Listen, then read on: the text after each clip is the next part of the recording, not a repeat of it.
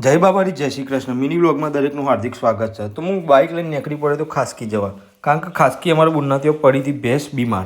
તો એટલામાં હું પેલો 2 માણસોને લઈ નીકળી પડ્યો ખાસકી જવા. તો જો આપણી દુકાન ભાઈ, દુકાન તો આજે વહેલી બંધ કરી નાખી હતી. હું પોકી જો ખાસકી શંકરભાઈ કરતા હતા ભેંસના દવા, કારણ કે પાડોરું અંદરથી ઊંધું થઈ ગયું અને વિહોવાની તો વાર જ હતી. તો શંકરલાલે પાડોરું ઊંધું થઈ ગયું તે પલટીઓ મરાઈ અમારે પહેલાં જતા તો પલટીઓ મારીને પાડોરું કમ્પ્લીટ કરી નાખી હતું ને એટલામાં માણસો ઘણા આવેલા હતા. તો દવા બવા ચાલુ કરી નાખી હતી શંકરલાલે.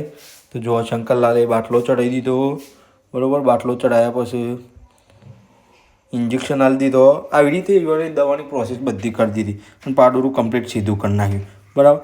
સીધું કરી નાખ્યા પછી બે તો કમ્પ્લીટ થઈ ગઈ ભાઈ.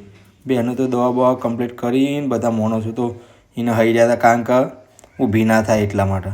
આ બંડીવાળોને છે ને એ અમારા શંકરલાલ અને આટલામાં એનું નોમ છે ભાઈ. અને બે તો કમ્પ્લીટ ઊભી થઈ ગઈ જોવે.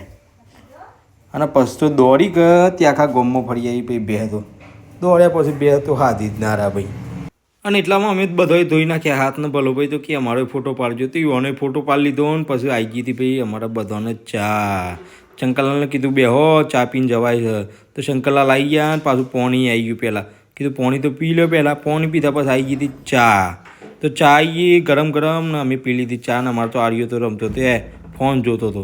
કીધું આર્યા મારો હું તો જોવો. તો જોયું હોય આર્યાએ જોયું ને પાછી અમારે સોનલ બુનને આલી દીધી અમને ફરીથી ચા. અને આવી રીતે પ્રોસેસ પૂરી થઈને હું નીકળી પડ્યો ઘેર.